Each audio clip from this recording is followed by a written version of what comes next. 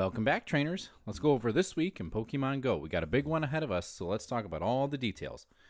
Monday, we're carrying over the raid bosses from last week with the Voltol and Xerneas until 10 a.m. local time, and Mega Garchomp will carry over in our Mega Raid slot until Tuesday, March 4th at 10 a.m. local time. So this entire week, you will have that chance for Mega Garchomp, but there's going to be a lot more raids that we're going to go through later, so if you didn't get it yet, the Monday would be a great time. I want to hit on the things happening outside of the Road to Unova Tour and then come back to that so that way you don't miss anything. There's some outliers that I want to go over before we get into all the critical details. So Monday at 6 to 7 p.m. local time, we will have our Max Monday featuring Darumaka. So he's going to be introduced, and it's definitely going to be worth going after because Darmanitan is a fantastic budget fire type attacker, and it will not have a G-Max form in the future. So going after the Dynamax is totally going to be worth it. And then after that, the max rotation will change to include Darumaka, Pidove, and Sobble, where only Sobble cannot be shiny. So those will be there this week. Unfortunately, no 3 stars and no 5 stars, but I would go after this week either the Darumaka or the Pidove. Honestly, any of them are good to go after. Sobble more for the candy. Tuesday at 1 p.m. Pacific time, the Go Battle League will change until Tuesday, March 4th, 1 p.m. Pacific time. It will now feature the Great League and the Master League Mega Edition. So the Master League Mega has no CP limit, and only Pokemon that can Mega Evolve are eligible.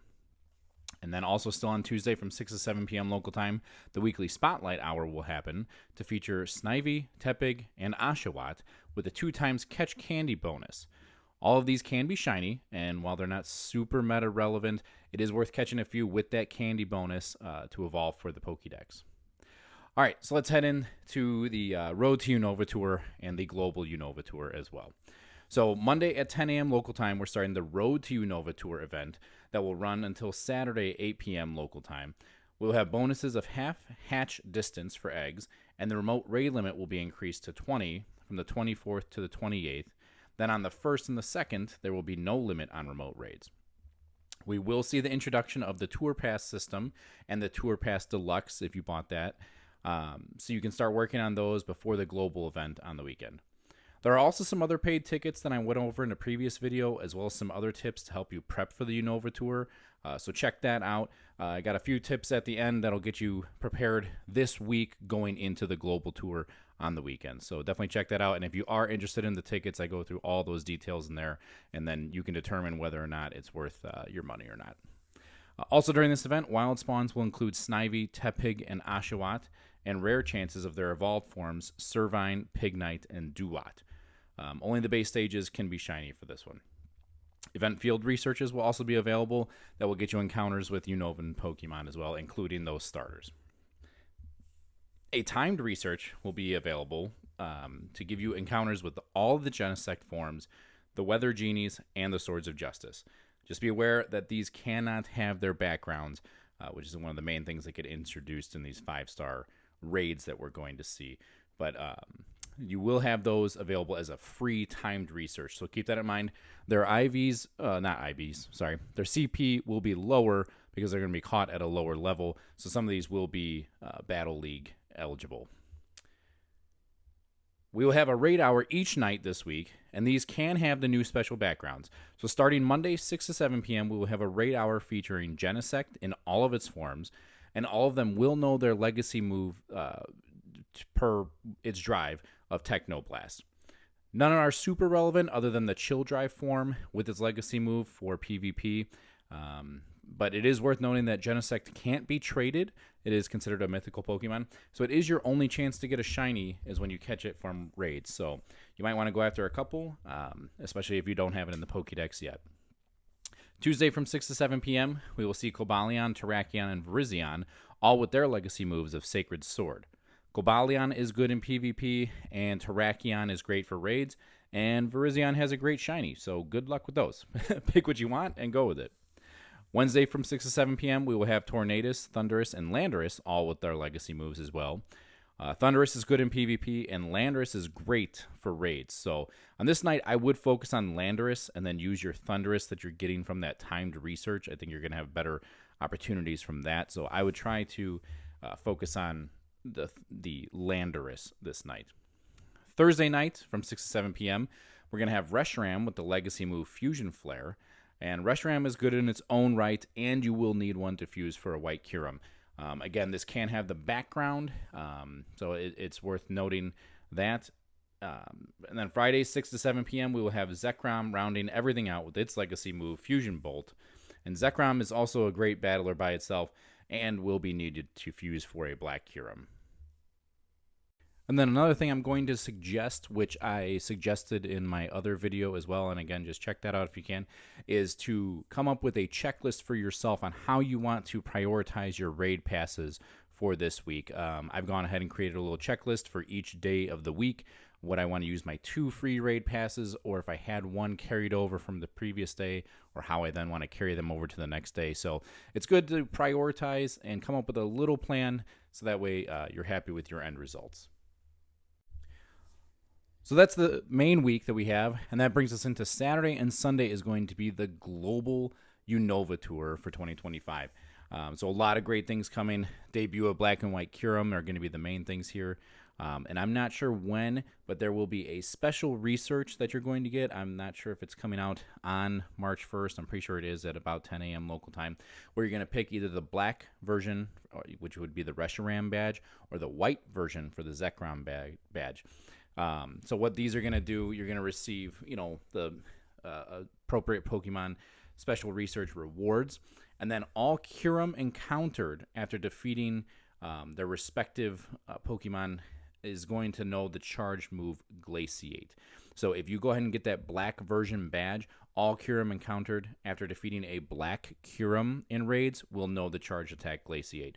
And vice versa, if you pick the white version for Zekrom after defeating a white Kyurem, then those will know the attack Glaciate. And that's going to be critical when you do go to fuse the Kyurems with the Reshirams and the Zekrom. You are going to need that. So let's go ahead and get into the details for the event. Again, they run Saturday 10 a.m. to 6 p.m. as well as Sunday 10 a.m. to 6 p.m. So, and during that time, we're seeing the debut, obviously, of Black and White Kyurem. And let's go over how you're going to fuse those again just a little bit. You know that you need to have a Kyurem with the move Glaciate, and then you're also going to need a Reshiram or Zekrom, along with 1,000 Volt Fusion Energy for Black Kyurem, 30 Kyurem Candy, and 30 Zekrom Candy. And then for the White Kyurem, you're going to need 1,000 Blaze Fusion Energy, 30 Kyurem Candy, and 30 Reshiram Candy. So, and then again, if they will also have a fused special background, kind of similar to what they did with Necrozma. So if you have the corresponding Zekrom with the background and a Kyurem with the background, and they're the opposing colors, if you will, when you fuse those, then you're going to get a blended background, which will be pretty cool. So if you are not 100% sure that what you have is going to end in the result after the fusion that you want, definitely take a look about the information on the special backgrounds. Definitely worth taking your time before you fuse it and realize, that's not what I wanted, and now it's hard to go back, and you're going to have to spend all of that energy and candy all over again.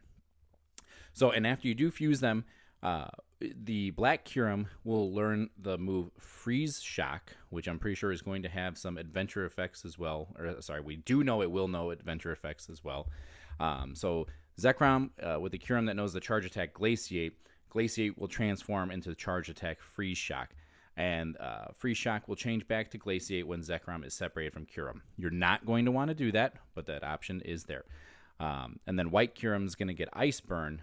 Same thing when it fuses. If it knows the move Glaciate, it then will learn the move Ice Burn. And both of those are going to have adventure effects similar to Dialga and Palkia with their adventure effect moves Roar Time and Spatial Rend. So let's go ahead and get into some of the details for the wild spawns. So first off, we're going to have 4 rotating habitats: the Winter Caverns, Spring Soiree, Summer Vacation, and Autumn Masquerade. So the Winter Caverns is going to run from 10 a.m. to 11 a.m., and then from 2 p.m. to 3 p.m. local time. You're going to see the wild spawns of Oshawott, Roggenrola, Woobat, Drillbur, Tortuga, Minccino, Vanillite, Deerling in its winter form, Joltik, Clink, Tynamo, Axew, Cubchoo, and Cryogonal. All of those can be shiny, the debut here of the Deerling form. And then some trainers may even encounter the following: Pikachu wearing Hilbert's hat, Pikachu wearing Hilda's hat, Pikachu wearing Nate's visor, and Pikachu wearing Rose's visor, and those can all be shiny as well. The Spring Soiree will run from 11 a.m. to 12 p.m. and then from 3 p.m. to 4 p.m. local times. And that will have the encounters of Snivy, Pansage, Munna, Audino, Timber, Sawaddle, Venipede, Cottony, Petalil, Ducklet, Deerling in the spring form, Fungus, Alola-Mola, and Pharaoh Seed, as well as the exact same Pikachus are going to be available that hour as well. Again, all these wild spawns can be shiny, so get out there for that. Please keep in mind that Audino is a Stardust boosted Pokemon. You're getting 2,100 Stardust from that catch. So even if you already have the shiny, or you know that it's Mega Forms and not out yet, and you're not really interested in many of these other wild spawns, go after those Audinos. Definitely worth catching for that Stardust gains, especially if you're running a star piece as well, which I do suggest running as much as you can throughout this entire event. And then we're going to go to summer vacation, and we're going to see the wilds. That's running from 12 p.m. to 1 p.m. and 4 p.m. to 5 p.m. That's going to have wild spawns of Tepig, Lillipup, Pansear, Pidove, Blitzel, Tympole, Darumaka, Dwebble, Archon, Trubbish, Deerling in its summer form, Emolga, Stunfisk, and Rufflet, as well as still all the same costume Pikachus. Again, every single spawn can be shiny, so that's great. Pidove is out there. If you're looking for candies for your Dynamax Pidoves or Unpheasants, that's going to be a great chance there to get some of those. Same with Darumaka. So this is a nice spawn here if you want to try to grind some candies for these Dynamax Pokemon. The last one's going to be the Autumn Masquerade, which is running from 1 p.m. to 2 p.m. and then 5 p.m. to 6 p.m. We're going to see wild spawns of Patrat, Purloin, Panpour, Scraggy, Yamask, Gothita, Solosis, Deerling in its autumn form, Frillish, the blue and pink forms, Elgium, Litwick, Golett, and Dino. And again, still all the same Pikachus there. So for this hour, I would mostly try to focus on Dino is great when it evolves into Hydreigon. Litwick is another great one to go after as far as candies go. All of these have really good shinies as well. But your main focus on a lot of these wild spawns is either going to be the shiny releases of Deerling are going to be huge. Those shiny costume Pikachus always are great to go after as well. And that brings us to the egg pool. So in the 2-kilometer eggs, we're going to see Roggenrola, Timber, Carablast, Shelmet, and Larvesta. All these can be shiny. Carablast and Shelmet just had that community day, so not much you probably want to do with that. But obviously you got Larvesta, Roggenrola, and Timber. Those are all fantastic. And Roggenrola and Timber, if you hatch those and then trade them to friends, you do have that reduced cost to evolve them, so keep that in mind. The 5-kilometer eggs, we're going to see Throw, Sawk, Heatmore, Durant, Larvesta. So good chance here to get your non-regional Pokemon from that. And obviously they do have a chance to be shiny as well, so that's great. So you might want to go after those 5-kilometer eggs. The 10-kilometer eggs are where we're going to see the new debuts of Maractus, Sigilyph, Bouffalant, and Larvesta, all with a shiny release. And these are typically region-locked Pokemon other than Larvesta. So those are definitely what you're going to want to go after. It's just those 10 kilometers are hard to hit. So I would try to focus more on the 5-kilometer and 10-kilometer eggs. Try to mix it up a little bit if you can. But the more reasonable ones are probably going to be your 5-kilometer eggs. And then do not forget, you have incense encounters as well. If you're running a regular incense, not your daily incense, you are going to get some spawns of unknown, and they're going to spell out Unova. So you're going to see A-N-O-U-N-V, and these all can be shiny, so those are going to be great. Make sure you're running an incense every hour that you possibly can during this event. We're also going to see event field researches during this event. With all of the Pikachus in its costume. Again, they can be shiny, Basculin, blue, and red striped forms, and then all of the Deerlings in its forms. The Basculins encountered as a part of this field research will also have a chance of being extra, extra small or extra, extra large. So there's that as well. We might see some event showcases, for Basculin as a possibility here. So you might want to try to finish as many field researches as you can as you're going through. And then let's go just bonuses for keeping through the entire event is going to be that half hatch distance for eggs placed in incubators, as well as The remote raid limit, obviously, there's going to be nothing, no limit from March 1st to March 2nd. Up to 6 special trades per day, and then half Stardust cost for trade. So it's a great time to trade, especially with your best friends or those less, because you're getting that reduced cost. But 6 special trades a day is fantastic. And then also, if you are out with other people, make sure you're doing a party play. First off, that is always a great idea. If you're doing an event and you're low and you're catching like crazy and you're low on Pokeballs and things, do a party play, okay? Because there's typically, a task that you're going to get that's going to reward you with Pokeballs. So it's a great thing. If you can't spin a lot of stops, you're in a bad area where there's not that many Pokestops and things, this is a great way to do it. So try to find at least one other trainer and grab those. But there's also going to be new party play challenges available where you will get rewards of Throw, Sock, Heatmore, and Durant. So definitely keep those in mind where there's that chance for that wild encounter. You might want to go for those as well. But again, throughout the entire event, make sure you're running a party if at all possible. And then routes as well. Basculin in the blue stripe and red stripe form will appear more frequently on routes during the global tour. So you might want to try to hit at least a couple routes. It's always good to try to hit those, try to get those Zygarde cells as well. But I know routes are a little bit challenging, so they don't appeal to a wide audience. I know that. So, but you do get a few extra route spawns when you do them. So it's worth it. If they're on your path, go ahead and start one up. And that's currently all the information that we have for the event right now. They may release more as this week comes, and I'll kind of bring that to you. But one of my biggest tips for this event, as it is for all events, is to go through and create a checklist, especially for the week of and then the weekend of the event. I like to go through what we did for the Go Wild event was we went ahead and marked down which max battles we wanted to do, Dynamax and Gigantamax, and how we wanted to allocate our max particles appropriately. What you're really going to want to do for this one is how you're going to allocate your raid passes during this time for that black and white Kyurem, and if you still need to do Reshiram's and Zekrom's as well. And definitely get out there, get on Campfire, check for local meetups, because you're going to want to try to take black and white Kyurem down with as many trainers as you can, just to make it go a little bit quicker. And something I think I didn't cover earlier, and I do apologize, you are getting that fusion energy after each of those raids that you're doing, between 80 to 120 fusion energy. They say the faster you take it down, the more energy you get, typically like mega raids. I don't know that that is the case. I didn't feel that way when we did Necrozma. It didn't seem to go like that because I had trainers that we were doing the raids with that got different amounts, and we were all in the same raid. So I don't know how accurate that is, but it is between 80 to 120 per raid. So definitely worth going through and maximizing how you're going to use those raid passes on those 2 days. Whether you're playing by yourself or with your PokeFam and friends, make sure that you're enjoying the event. Take time to go through your checklist, see that you're getting exactly what you were looking to get out of this event. Make sure you're not being drawn into that FOMO, fear of missing out on all the brand new shinies being released and all that stuff. Just make sure you're having a good time.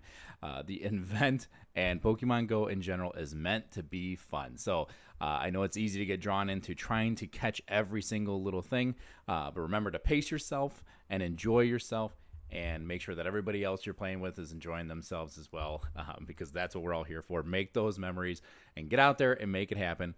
And again, as always, I want you to enjoy the game by yourself or with your PokeFam and friends. I'll catch you next time.